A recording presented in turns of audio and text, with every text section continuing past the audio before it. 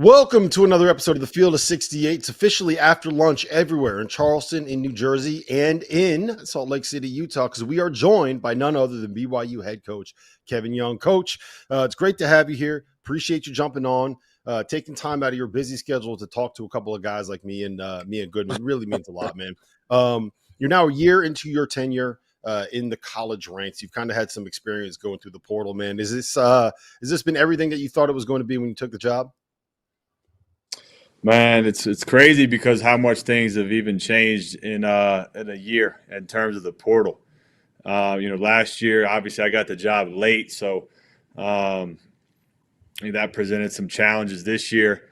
I think because of the way that this portal unfolded with the house settlement and people trying to act fast, and it was everybody was drinking from a fire hose and acting super quick, and it was very aggressive. And we're still in it. We're still looking to shore up some spots. So it's been a lot of learning on the fly.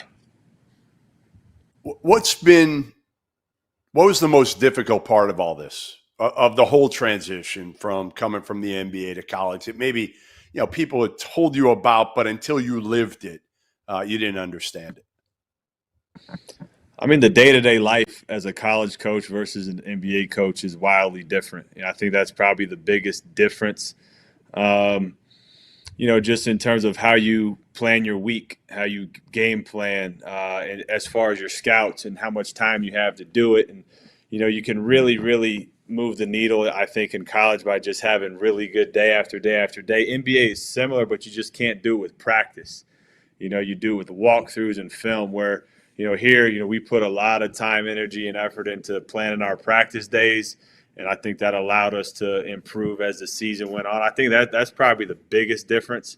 Obviously, there's a lot of other things that go into the two different situations, but that's probably what stood out the most this year. I think a lot's going to get made of the pieces that you've added this offseason, right? We can kind of get into that a little bit. There's some big names involved there, but when you look at teams like Florida and Houston and Auburn that made the Final Four, they did it with continuity. They did it by bringing back talent, and one of the guys that you are bringing back is Richie Saunders. How important was it to get a guy that was as successful as you was last year back into your program for another like he knows what you guys are on, he knows the terminology, he knows the system, he knows the sets, and he knows you guys as coaches? Oh, it's huge, man.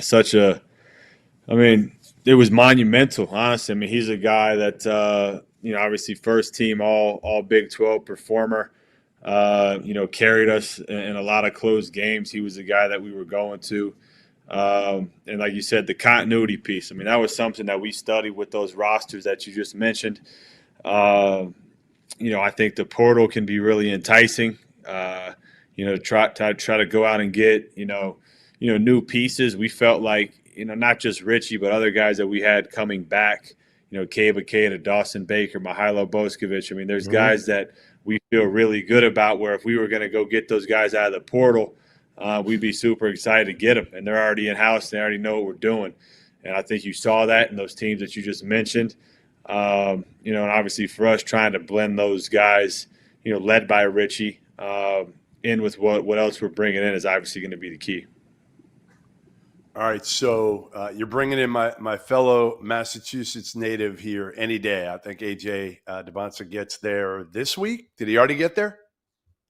Yeah, so he's here. He's him and Xavier Staten just showed up a few days ago, and so they're here.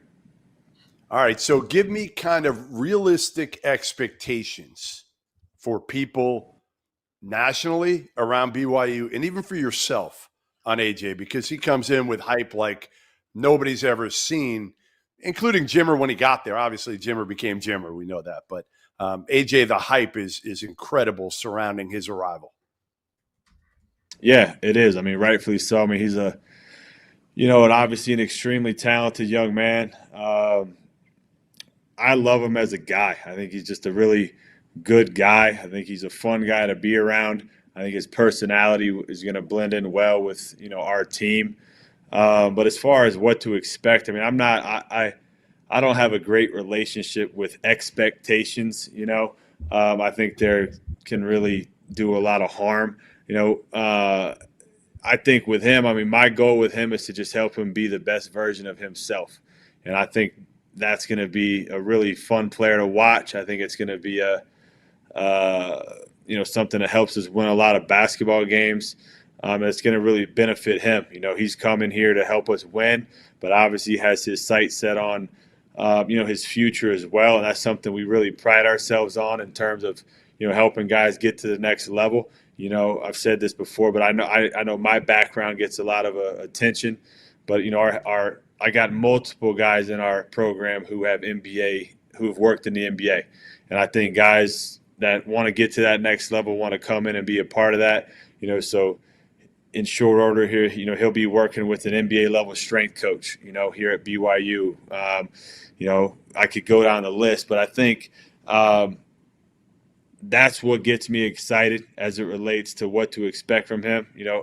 What I expect is just him to get better every single day because of the way we do things. And I think the byproduct of that is going to be something really fun for fans and everybody in the country to follow. I think these guys that are in his mold, right? The big wings, the scorers, the 6'10" dudes that can go out and get a bucket, that can create for other people, that can shoot, that can do all the stuff that he does. There's a lot of really good players like that in the NBA right now. Who do you see him kind of resembling the most? I mean, Goodman's throwing Paul George out there. We've heard Jason Tatum out there. Like all of the name a 6'9" scoring forward, and you've heard AJ DeBonsa compared to him. Who does he kind of remind you of? Yeah, I agree with the Paul George one. Physically, they look very similar. I think his game is similar to like a mix between. And again, I'm not saying he's as good as these players. I'm just talking stylistically, kind of a mix between, Paul George and LeBron. I think the way he passes the ball, I don't think people talk nearly enough about his passing. I think he's really unselfish. And so that's kind of the guys I see. I think he can be really, really unique defensively. I've gone up against Paul George in playoff series and seen him guard some of the best players in the world. I mean, he can. When he was in his peak defensively, he was as good as there was in the NBA. And I really have challenged AJ on the defensive end here as we've recruited him. And now that he's here on campus, I think he can be a first-team All-Big 12 defensive player. And that's something that I know he's a student of the game. He loves the NBA. And that's something I've shared with him, in terms of, hey, the best players, the best of the best in the NBA, those guys aren't running from matchups. They want to guard the other team's best player. I mean, look at what Anthony Edwards is doing, in this current playoff series. Booker was like that when I was in Phoenix. And so I'm trying to and AJ wants that, but I'm trying to really, really get him to wrap his head around that part of it. All right, so I'm going to throw out a trivia question for you that if you don't know, you're going to need to know. All right? The most famous people from Brockton, Massachusetts, not named AJ DeBonsa. They're both pro boxers, older. One of them, I don't want to say I think is passed because people have been wrong on this stuff before, but they're both older. You got either one of them? I was gonna say Ace DeBansa, but I'll have you tell me who it was. He was a fighter? You think Ace was a fighter? Educate me. All right, so Rocky Marciano, one of the all-time greats in boxing, undefeated, and then Marvelous Marvin Hagler, a great middleweight with Tommy Hearns, Roberto Duran, that crew. You're younger than me, so these guys, so you got to know that. You got to know that. That'll impress Ace. Okay, if you hit Ace with that, trust me, he'll be impressed. Rob Wright, your point guard now, and a guy who came over after a year at Baylor. One of the things I love about Rob was he's played with Cooper Flagg and VJ Edgecombe, two really, really talented guys. So he's dealt with, I don't want to say like egos, because I don't think either of them, but like great, talented players and knowing how to deal with those guys and how to win games and maybe pull back a little bit and be more focused on wins than maybe their own numbers. Why did you pick Rob Wright as the point guard that you guys wanted to match with Richie and AJ?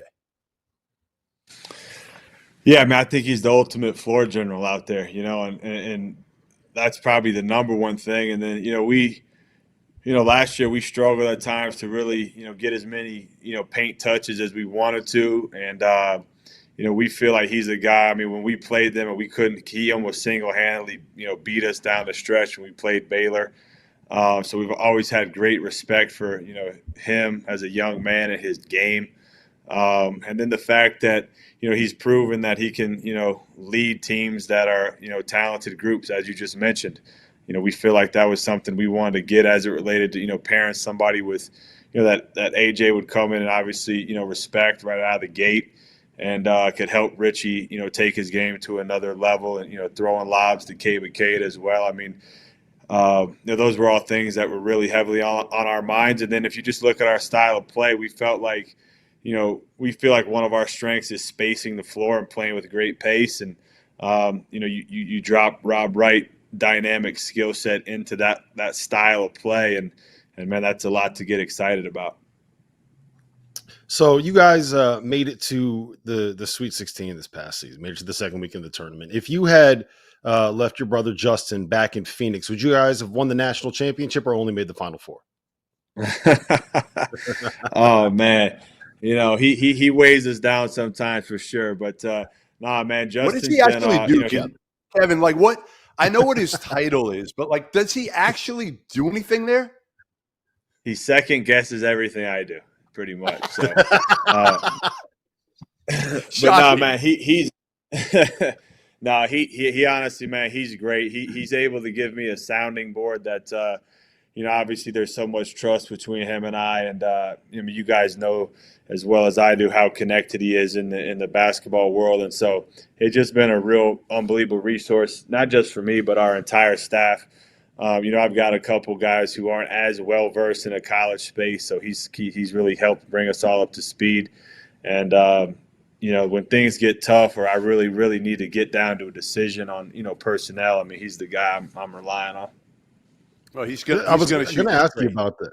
Yeah, I was going to ask you about that because it felt like last year it took you guys the staff a little bit of time to figure out how the college game works versus the program. Like, it's a lot more physical in college basketball. I don't know if people realize that than it is in professional basketball. And it felt like it took you guys some time as a staff to kind of adjust to what you're working with in this level of the sport.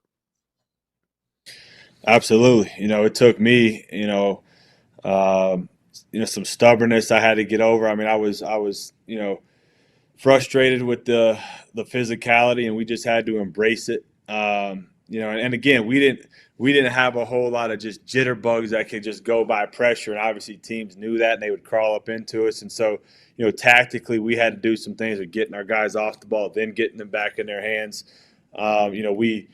So they could play more foot fake game and less live ball stuff and different, tactical things. And we started playing faster. We didn't want it to be a half court game. Our what we call kick aheads, we're throwing the ball ahead in transition, became a lot more prevalent as the season went on, and give our guys credit because they really bought into that. But yeah, it did take a while, and I think that's probably what made us good though. At the end, is we had gone through some adversity, and oftentimes when you go through adversity and you got to figure stuff out, I think that really builds up character of the team and the staff, and it builds trust and. It just kind of came together, and allowed us to get on those big winning streaks that we got to. Hey, Rob, a year ago when I did this interview with Kevin, he seemed very, very nervous, buttoned up, very nervous. I kind of joked with Justin afterwards. I'm like, and I was in a group chat with all the brothers. How many brothers? Four other brothers? Yep. And I tried to get some dirt on them, and literally there was no dirt to be had.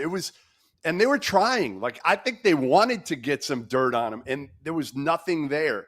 But a year later, you seem far more comfortable with everything. With obviously being a head coach, with the job, with the momentum that you guys got this year. I think in the second half was so important because again, it kind of makes it cool to go to BYU. You have the winning, then you have AJ coming in. It makes everything a little bit easier, doesn't it, moving forward to year two? Yeah, I mean, I think it was. I do think there was some nerves, right? Because like the unknown, right? It's. You had to get some wins under our belts. I mean, I'm a proof of concept guy. So the things that we were putting out there, like, did people really believe it? Were people gonna, jive with it? And winning obviously validates things. Getting guys to the NBA validates things. I think some people thought I was crazy when I came in and said I wanted to make you a place the best place to help guys get to the NBA. We're on track to do that. And then obviously getting AJ, on board, he saw the vision. And so I think what's made me the most, comfortable and I think proud is just the fact that I had a vision of what we wanted to turn BYU into, carrying on it's always been a place that's been a good, basketball program, but we're trying to take it to another level. And, that's where the course that we're on. And now we're just trying to continue to do that. Well, listen, Kevin, we appreciate you jumping on with us. It's going to be a lot of fun to watch BYU in the coming season, especially this year. It's going to be one of the centers of the college basketball universe with guys like AJ Debonsa and Rob Wright and Richie Saunders on the roster. We appreciate you jumping on, man. Best of luck this season. Keep an eye on Justin for us, all right? I'll try my best, man. Appreciate you guys having me on. Thanks, man. All right. That was Kevin Young, BYU head coach. The Cougars are going to be good, man. They're going to be fun. They're going to be awesome to watch. They always are, but I think especially this season with some of the talent they got coming in there. It's crazy, too, what Kevin Young being successful this past year did, right? Because I talked to Luke Laux earlier today, the new Florida State head coach, and you wonder, as a former NBA assistant, would he have been hired had Kevin Young not had the success he had this past year at BYU? And, he wasn't alone. There were other guys that have gone that route. And I think that's kind of the new way of doing it because, again, we didn't talk to him about this, but, he's used to dealing with players making a lot of money. So like AJ, that's not going to be any sort of anything new for him. And then he's also dealing with, different rosters every single year in the league. And getting guys perhaps for 1 year, one season. How can you develop them and get the most out of them, and also the group that they have in the locker room, be able to mesh those guys together? Big difference, obviously, in college. Rob, is you're going to spend a lot more time with these guys. You're going to have more of an imprint with these guys than you do in the NBA. It's you're working them out, but once they leave the facility, they leave the facility. You're not texting them as much. You're not calling them like you are in college. They're pros. Like that's like they're actual they're not just pros because they're getting paid. If you're in the NBA, you're a professional because of the way that you handle business, right? There's 500 of those jobs on the entire planet. And if you're one of the 500 people lucky enough to have one of them, it's because you've proven that you could put in the work and you don't need somebody babysitting you. And if you need somebody babysitting you, then you are such a ridiculously talented human being that you are worth the effort to babysit, more or less. We talked a little bit about there with Coach Young of players coming back, and our friend Trilly Donovan has a saying that he loves to put out there: sometimes the best gets are the ones that you already have. Right? We saw that with Florida, we saw that with Auburn, we saw that with Houston, and this season we're seeing that with UConn. Goodman, and I know you're going to buck, and I know you're going to be like, oh, you're a homer, oh, this guy loves Dan Hurley too much, or whatever it is. But I will say this. I think that getting Alex Karaban back, having him not go pro, getting Terrace Reed to avoid putting his name in the portal, getting Solo Ball to come back to school, and going out and getting the two pieces that you needed. I don't know how you could have had, if you were UConn, how you could have had a better basically a better spring than they've had so far. What does Karaban's return mean for them? And is this a team that is back in your mind in the conversation of being a real Final Four contender? I mean, I wouldn't put him number one in the country preseason, as Dan Hurley tried to get us to do a year ago. I think now we've got more realistic expectations, right? Which is, hey, they're not number one, but they're somewhere in that probably, maybe 5 to 15 range. And I know that's a big gap, but what you're going to do is you're looking at the overall roster, and Alex Karaban coming back is huge. from a culture standpoint, from a all about winning standpoint. He doesn't care about his numbers. Obviously, he had a down year for him last year. The key is going to be Silas Demery. Is he going to be a star? Is he going to be their best player? If he is, now again, Liam McNeely was their best player, and that didn't translate. He was hurt a bunch, but that didn't translate to them being a national title contender. They need Solo Ball to take the next step. They need Terrace Reed to be more consistent. They need Malachi Smith to be a good, solid, which I love that pickup as your backup point guard. I friggin' love that pickup. And they're going to need one, Jalen Stewart's going to have to take a jump, right? Or Jaden Ross. Like one of those guys is going to have to take, probably Stewart, is going to have to take a jump here. And maybe Mullins comes in and makes a huge impact as a freshman. I'm never going to kind of question Dan Hurley and what he can do.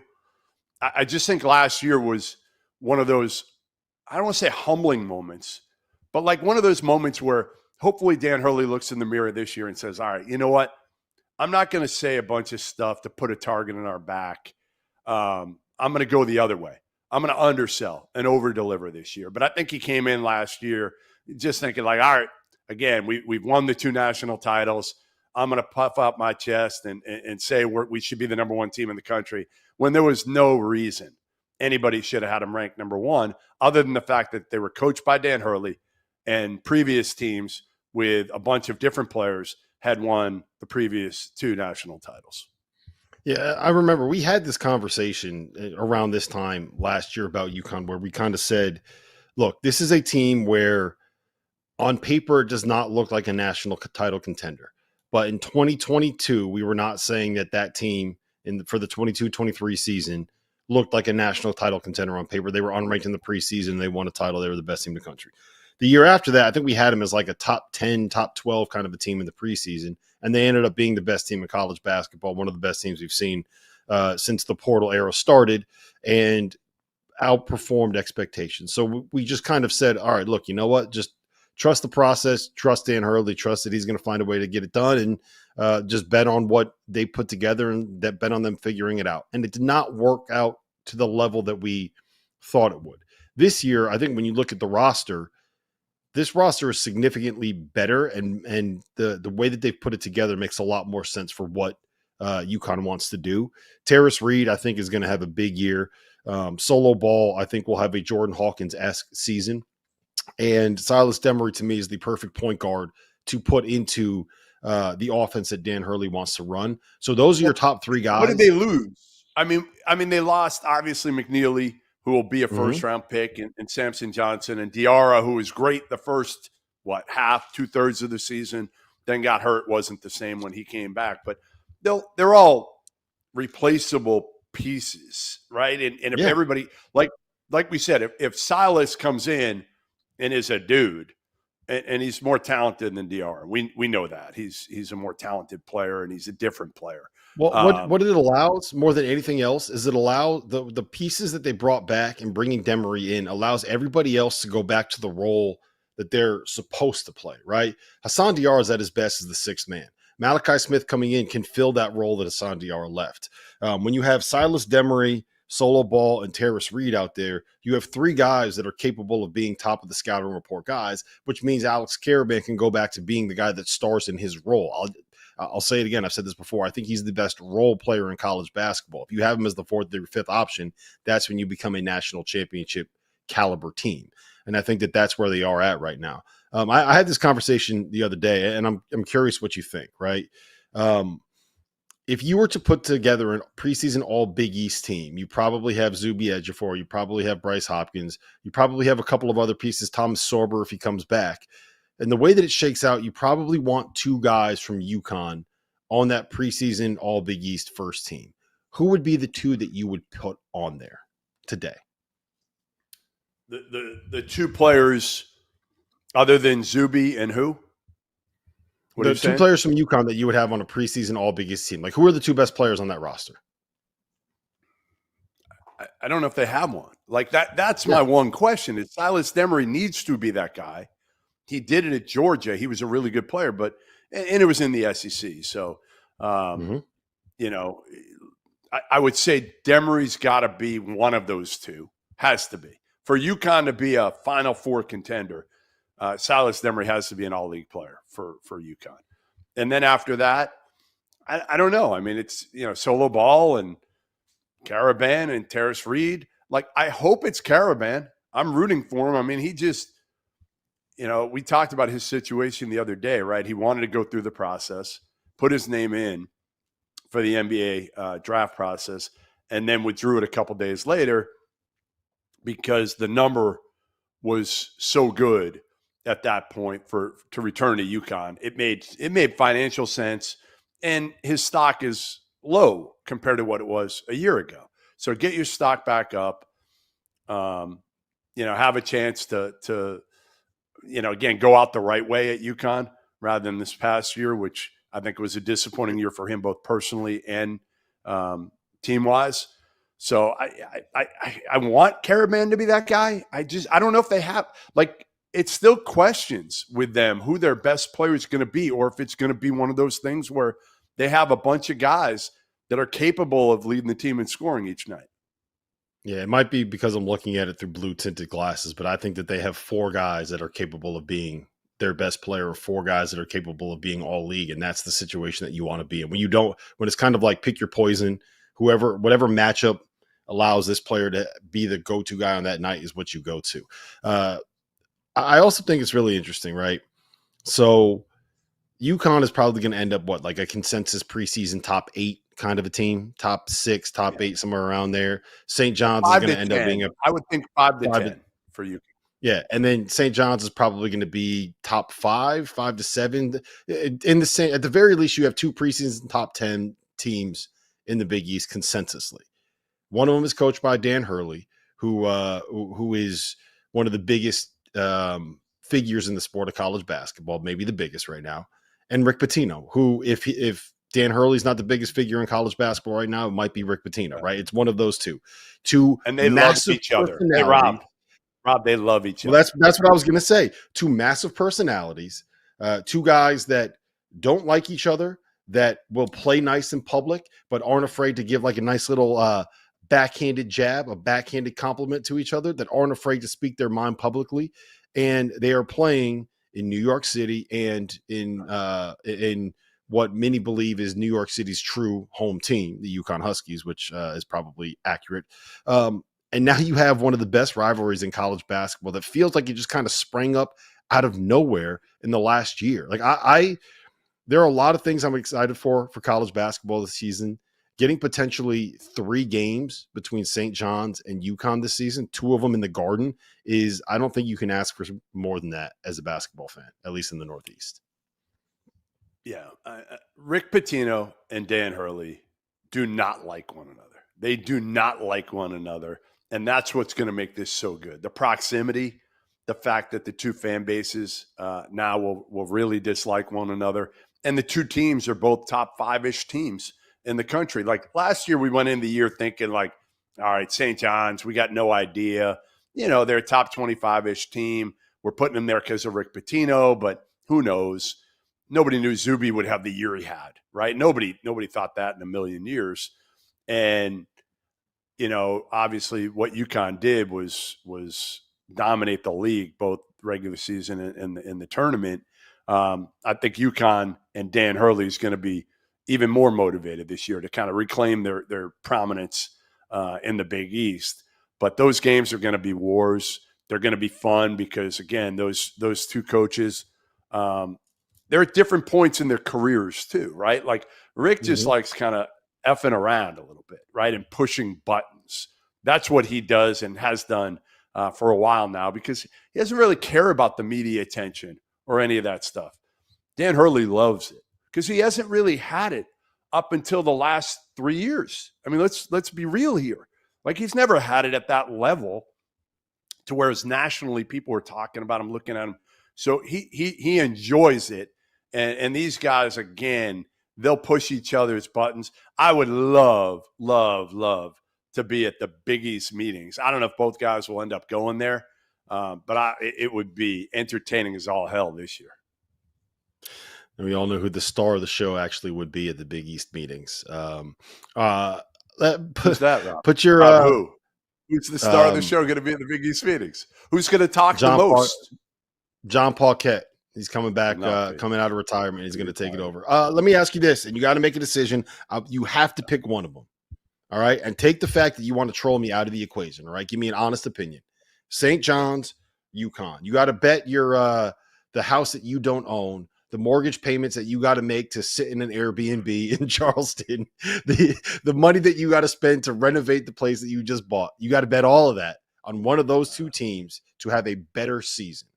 Who is it? I'm going with the St. John's Johnnies. Rick Pitino, man. I still say, as good as Dan Hurley is, he's not Rick Pitino. And St. John's, the point guard situation worries me. It does, no doubt about it. But they have everything else, and I think Rick will figure it out. It's not like in college, Rob, that they come after you. Like, I don't think they're going to come after Ian Jackson or Dylan Darling. I think the biggest thing is can Dylan Darling be a game manager? And then Ian Jackson's a change of pace guy who's just a scoring guard. You give him the ball and go let him make plays. But I love the experience. I love the fact that, again, you've got, Hopkins and Zuby with a couple of shooters, really good shooters around him. You've got depth now. But again, UConn's really good too. I don't know if they're quite as talented in their top 4 or 5. Yeah, so I think it's UConn, and here's the argument that I'll make, and I hope that people are look at this as something that is relatively unbiased. It's close, man. I think it's if we're looking at this, if I'm going to take off the UConn gear or whatever, it's basically comes down to like, what do you like more? Do you like vanilla ice cream or do you like mint chocolate chip ice cream? You bucked when I said pistachio ice cream last week, so I'm changing it to mint chocolate. Yeah, no more pistachio. Don't ever use pistachio again. Thank you. Okay, yes. So it's cookies and cream or mint chocolate chip. Like whatever your favorite flavor of ice cream is, you're probably not wrong. But the point guard situation worries me, and going all in on a guy in Ian Jackson who's been kind of an inefficient scorer, that a little turnover prone. Same thing with Sandin, and having your biggest expenditure of the offseason be a guy that's played 3 games since January of 2024.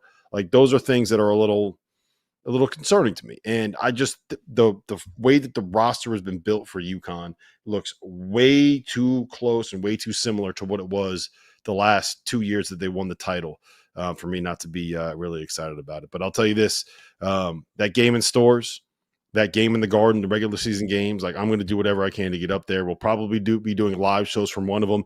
And this year, you are not going to talk me out of going to the Big East tournament. I'm just going to say that. You're not going to talk me out of it. I think you're gonna make the trip to DC for the ACC tournament. If UConn and no, I'm going to SEC. I'm locked into the SEC again, Rob. You're not pulling me away. I didn't tell you. I didn't tell you. They sent us an email to the Field of 68 account and said that you couldn't behave yourself down there, so they're banning you from. I was well behaved. I don't even know where I was completely well behaved. As always. All right, listen, we got to talk a little bit about a big non-conference game that has been scheduled between St. John's and Kentucky coming up next season. And also, I want to dive a little bit into Arizona. We talked about them last week, and Arizona fans got really upset at us for reasons that I don't fully understand, because I think both of us were in on Arizona as like a top 10-ish, 15-ish kind of a team this upcoming season. So we'll break down the Wildcats here coming up after the break. If you haven't heard by now, we have partnered with BetMGM for the season. We'll be using BetMGM lines to make all of our picks, and we'll have special offers for the listeners and the viewers. Download the BetMGM app and sign up using the bonus code FIELD. Deposit at least $10 and place your first wager on any game, and you'll receive up to $1,500 in bonus bets. Go download the BetMGM app and use the code FIELD today.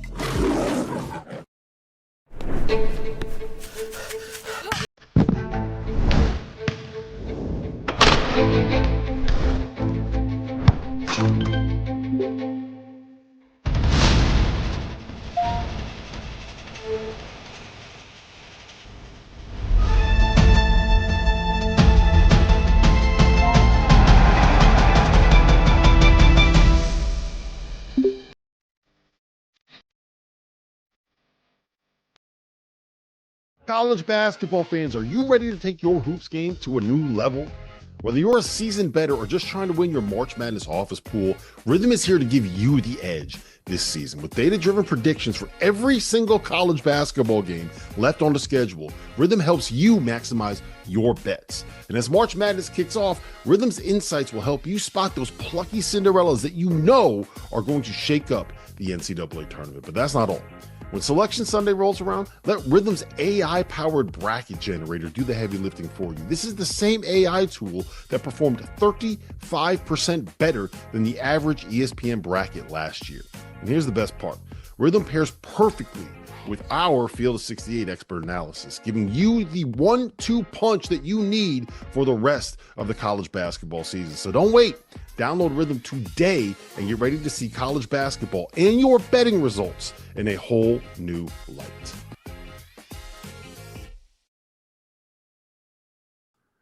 Well, welcome back to the Field of 68. Rob Doster, Jeff Goodman, and we are going to jump back into this conversation about St. John's because a little bit of news broke this morning, Goodman.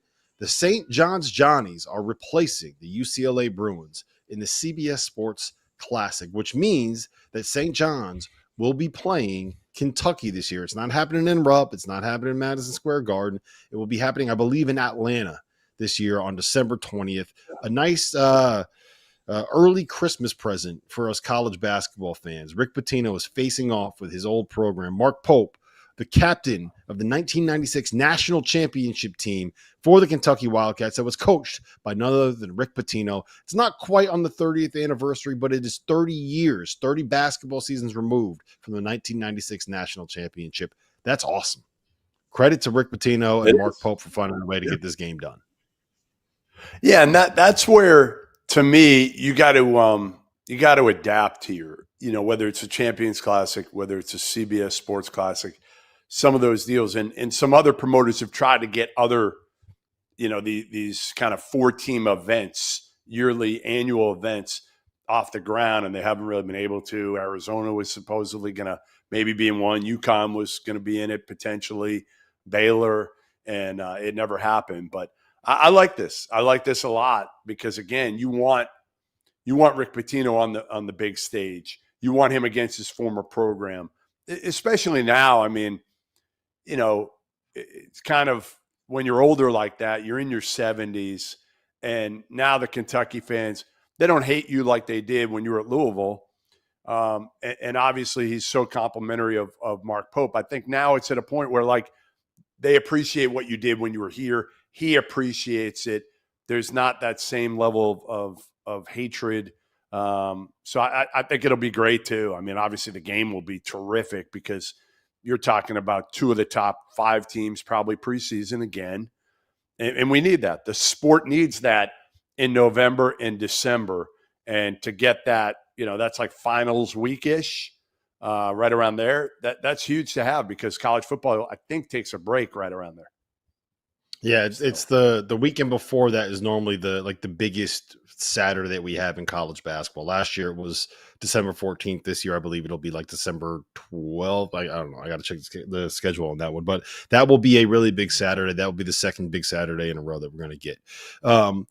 The big question that I have with St. John's, and I'm curious your take on this, is this something where Rick is building a program that can be sustainable when he eventually decides to ride off into the sunset? And I think that looking at the way that he coaches and what he's doing in the portal, like I got to imagine that he's got more than just a couple seasons left in him, right? There might be 3, 4, 5.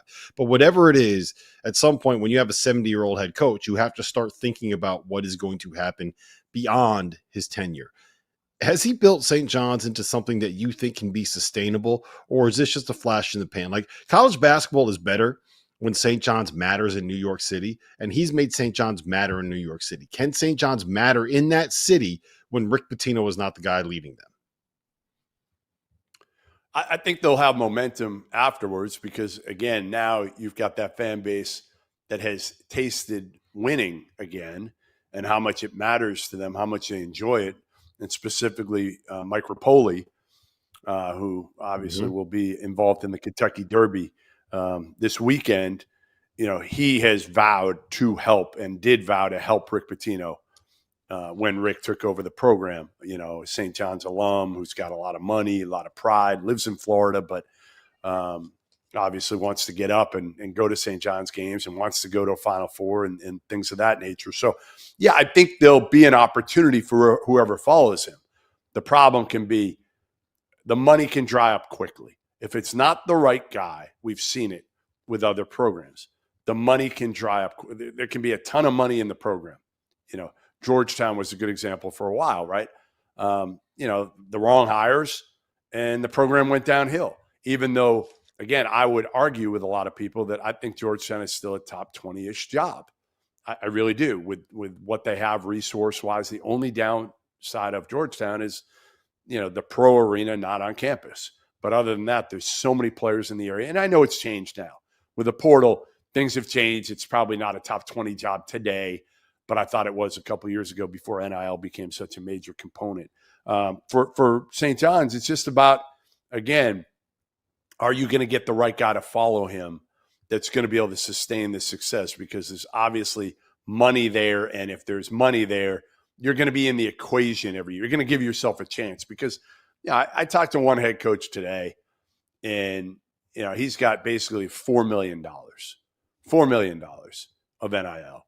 And I'm like, there's no way. Like you're not even in the ball game right now. It's not the same sport because, again, as we've said for the last couple of weeks, I think you're going to have 20 plus schools that are going to have 10 million plus. Well, again, can you get a little bit lucky? FAU did it a couple of years ago, right? And got to the Final Four with certainly, no money for the most part, players that nobody wanted. But again, to sustain it, you better have money. You can do a one-off. South Carolina did a one-off, 2 years ago. And then look at what happened last year.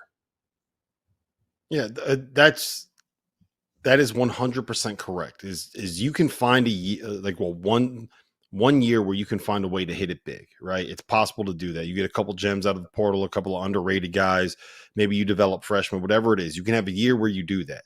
But if you don't have the money after that season, those guys are going in the portal and they're gone, right? I think the most impressive thing that Dusty May has done is not getting FAU to the Final Four. It is after getting FAU to the Final Four, he brought back everybody from FAU when they were the most highly regarded guys that you could find in the portal. So the key is going to be that next year. And in terms of the hire, finding the right coach, I feel like that's just kind of a cop-out answer. And I'm not saying it's a cop-out for you, but I feel like that's just saying whenever you are talking about these programs, you got to get the right hire. You got to get the right guy. You got to do this. So, okay, but Chris, hold on. I'll finish your thought. But if they hired Chris Mullen now after Rick Pitino, let's say they hired Chris Mullen, who really didn't want to work, right? It was a horrible hire at the time. But if they hired him after Rick Pitino, he would have the money right now, right? He would have the money to be. Now the question is, would he and the staff that he's got be able to figure it out like Rick Pitino with that money? Now obviously you can make some mistakes if you've got $12, $14 million, whatever. I think St. John's going to end up having, 10 to 12, 14, whatever it's going to be the end of the day. Eventually it would catch up with Chris Mullen. Eventually. It might not for the first year or two. He'd be the wrong hire, right? That's for every job in America. Are you going to find a way to be able to make this thing be successful? Yeah, if we get the right hire, you know what I mean? It's just, I think that the tough part for St. John's is going to be who's the right hire. Who would you go after? Again, they did this. Remember, right now, what I would go after is AG1 or whatever it is, something to make sure that Rick Pitino doesn't age. Find a way to be able to prevent him from aging. So instead of coaching for 3 years, he can coach it for 8 years, right?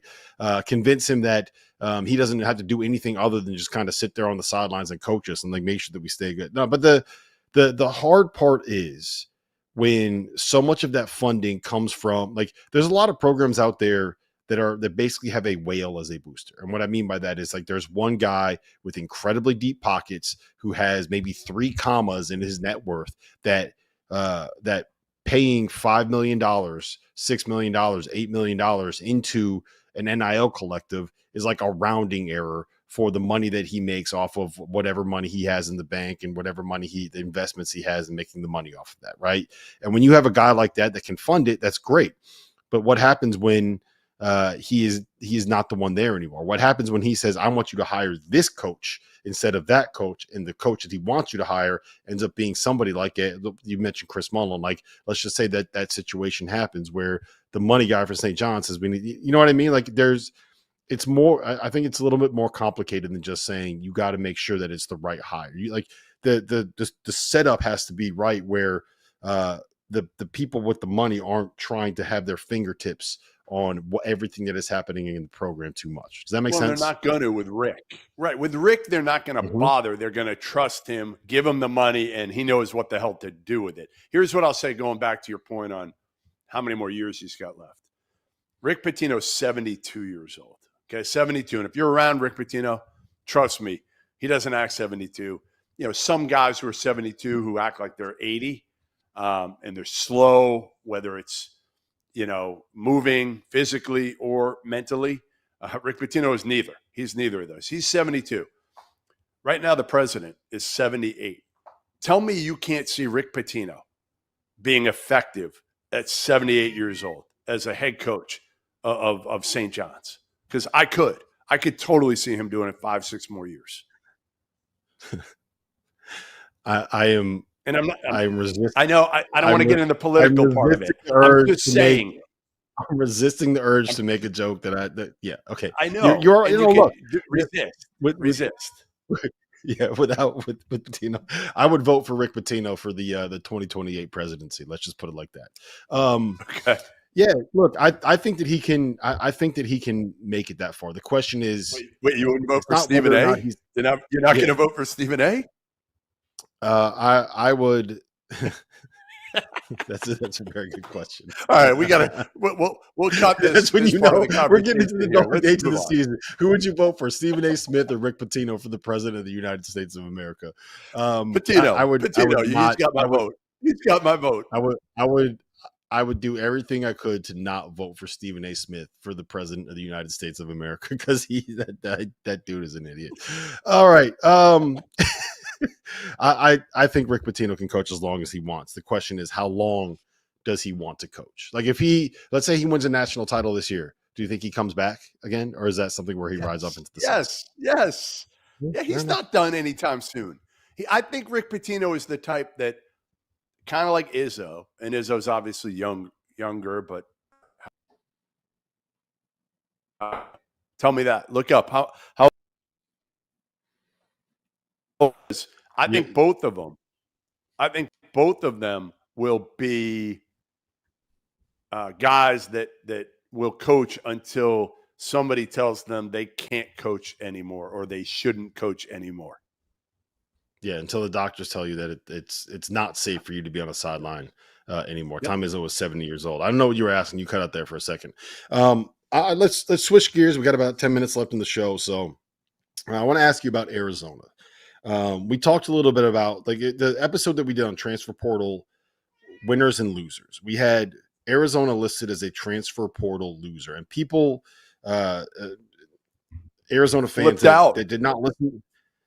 Well, they did not listen to the segment that just saw the graphic that was posted. Got mad at us because they were like, Arizona did not try to get anybody out of the portal. They didn't try to recruit anyone. All they wanted was these freshmen and Mateus Krivas coming back, which is kind of what we said. So the way that it's working right now for the Arizona roster is essentially what they did was they returned Jaden Bradley and Krivas, right? They got Toby Awaka back. They got Anthony Del Orso back.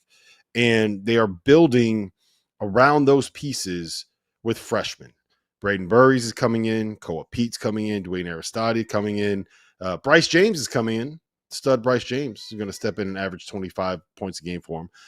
And they just landed a commitment today from Sidi Gueye, a 17-year-old Senegalese 6'11" center that has been playing for Real Madrid in the Spanish ACB. So what do you make of this kind of style of roster building for the Arizona Wildcats? They're kind of eschewing the the transfer portal in terms of going out and targeting players there. And we're seeing more. I mean, Dwayne Aristides, he's Dutch. They got a Senegalese guy out of Spain. They're looking more towards the international ranks. Yeah, I've seen Dwayne a little bit in the past. Talented kid. I mean, their freshmen are super talented. We're not saying Koa Pete, man. Like, he's a man, and he's a really, really good player who's going to be a nice, good piece this year. He's physically able to acclimate himself right away, I think, and mentally to the college game. I think it's hard to win at the highest level and get to a Final Four and win a national title, which is ultimately what, if you're an Arizona fan, you're thinking Final Four, right? I mean, that's I went there. That's what you need to be doing.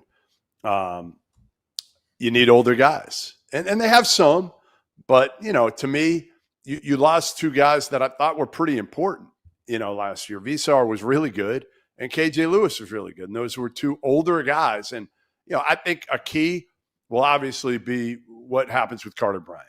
Does he keep his name in for the draft or not? If he comes back, then I think you got a squad. I think he's that good, and he'll take that type of jump. But without him, I think you're just going to be too reliant on a lot of those freshmen, and I'm not sure they're going to be ready to make that impact at the highest level and be a team that can make a Final Four run. Can they get to a Sweet 16? Yeah, sure. Absolutely. They've done that under Tommy Lloyd. But again, if you're an Arizona fan, you're saying that's nice. It's fine. And Sean Miller made 3 Elite Eights when he was at Arizona. Like, they won a Final Four. That's what they want at Arizona. Yeah, I think I kind of agree with you a little bit, but the pushback that I would have is I'm with you on losing Henry Visar, but I think that Arizona was probably okay with him leaving because they are betting on Krivas. Like, the thing that people forget is that we talked about Krivas as one of the breakout stars in college basketball heading into last season. And if you kind of look at the numbers that he had before he got hurt, he was really effective despite the fact that he was playing. Was it a broken foot or was it a knee? I can't remember what I think it was a broken foot. It was a foot. Yeah. So he was effective before he ended up shutting it down with the injury. So you're betting on him coming back. You can't have 3 big guys. So you have Krivas and Awaka, and you let Visar go to North Carolina because you don't want to pay for all 3 big guys. You have Jaden Bradley coming back to the point. You have Del Urso coming back as kind of your scorer on the wing, who had a little bit of a better impact, I think, than people expected. So the freshmen that you have coming in are all going to be stepping into situations where they're asked to play a role. Like, this isn't it's not Koa Pete going to try to be Cooper Flagg.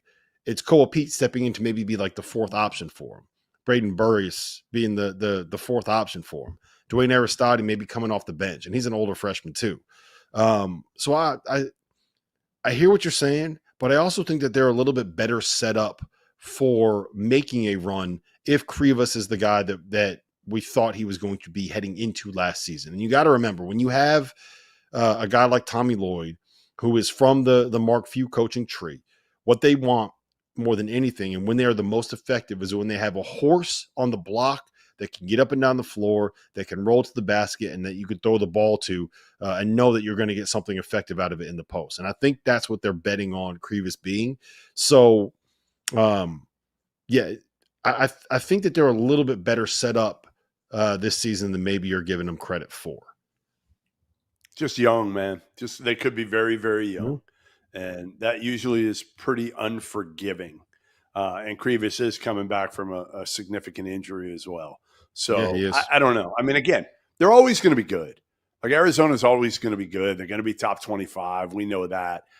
Again, the big question, that I pose, just from a guy that went to Arizona in their heyday. Now, again, I was there when they lost 3 of their 4 years. Well, I was there 5 years, but we'll count it 4. 3 of the 4 that I was there, they lost in the first round of the NCAA tournament. So ultimately, you still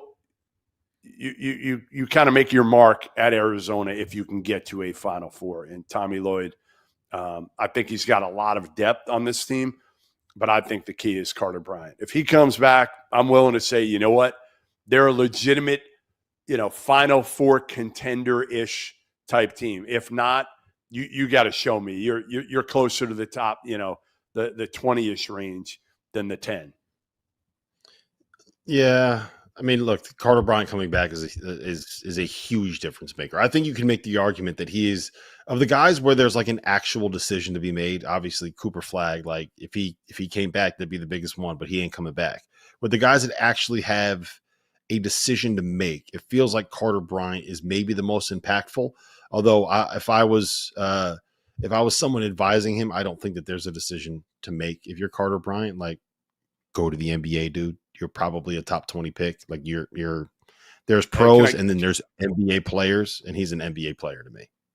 Speaking of guys that, right now are trying to figure it out, PJ Haggerty, a little bit of an update, just doing a little due diligence here.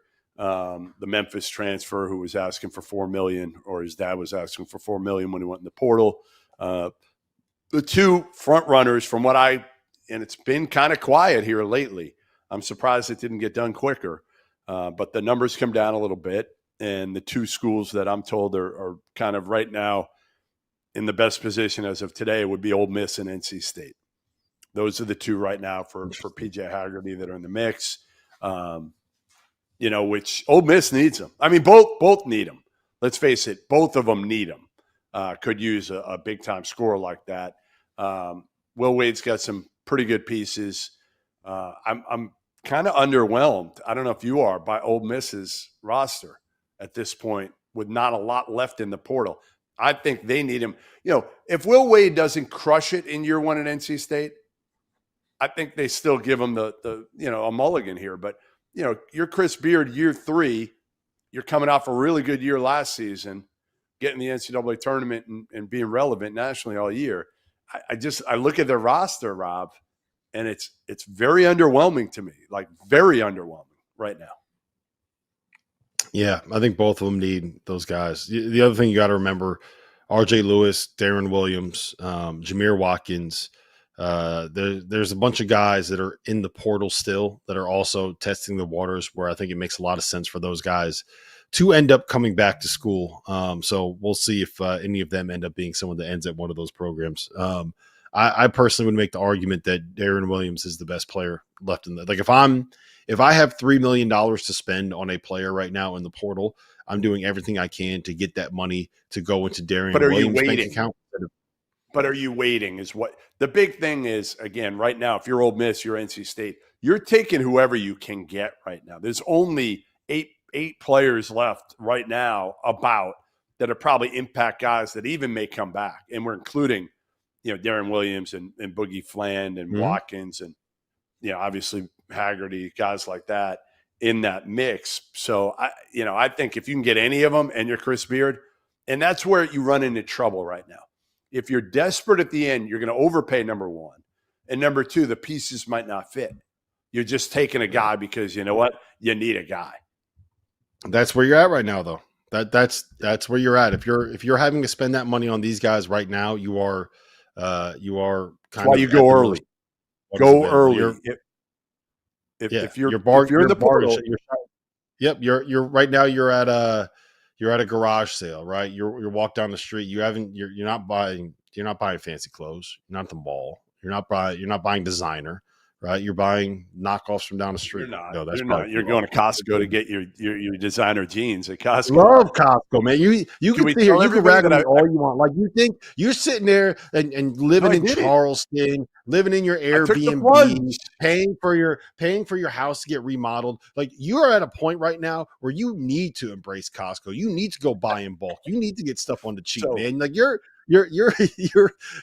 dumping your life savings into remodeling a house right now. So I promise you, man, just embrace the Costco, love the Costco. Everything that you were ever going to need in your life, you can find in a Costco. You'll never have to go to another shop again. The best meat that you can get, they got prime steaks, they got great jeans, they got great hoodies. Right. What are we talking about? Here's what I'll say about Costco. I went in. Have you ever needed to buy 8 gallons of peanut butter at one time? I have. No, I hate peanut butter. So I've never bought peanut butter. But I go into Costco. All right. I sign up for that, whatever the executive membership is. The regular's like $60. The executive's like $120. The woman sold me on the executive. I'm like, I'm fine. Whatever it is, I'm good. So we walk into Costco, and it's the most unorganized store I've ever been in. I've never been in. I don't know where anything is. How could the Coke where the Coke's over there, but there's no Diet Coke near the Coke? It's probably in like an aisle like a half a mile away. Like, what are we doing? Like, why can't we have signs where stuff is? There's no signage. I'm walking in circles. Like, what the hell is going on in Costco? That seems like more of a you problem than a Costco problem, because I have no issue with it at all. Like, I go in there, I know exactly where I need to go. I know exactly what I'm looking for. I know exactly what I'm trying to buy, and I go get it. And I get a lot of it, and I get it for cheap. I also like how you, like, all you do. I'm gonna let people in on a little bit of behind the scenes, inside baseball here on the Field of 68. At least once a week, I get a text from somebody, right, in the After Dark chat, from someone, normally you, saying something along the lines of, "Look at this idiot who likes to shop at Costco. Oh, look at this idiot want to buy his jeans at Costco." At least once a week, you're hating on Costco, right? Well, you just admitted that you signed up for a gold elite super duper whatever membership at Costco, right? So I don't want to hear it anymore. I don't want to hear it. I wanted to see, wait. I wanted to see what your jeans were all about. I wanted to go in there and see what your Tough Skins jeans were all about, or whatever brand name. What do you get? What do you get at Costco? I get I don't know, whatever they are. I think that it's like Kenneth Cole or Lucky something. brand? Like, there's something there. Is it Lucky Brand? Whatever it is, there's like a Buffalo something or other. Like, I don't know what the brand is. I don't care about brands. It's jeans. Right. I'm not trying to be fancy. Jeans you get. I whatever jeans is available. It's jeans. I'm just buying jeans, man. Like, they look good. They're comfortable. They feel good. It's jeans.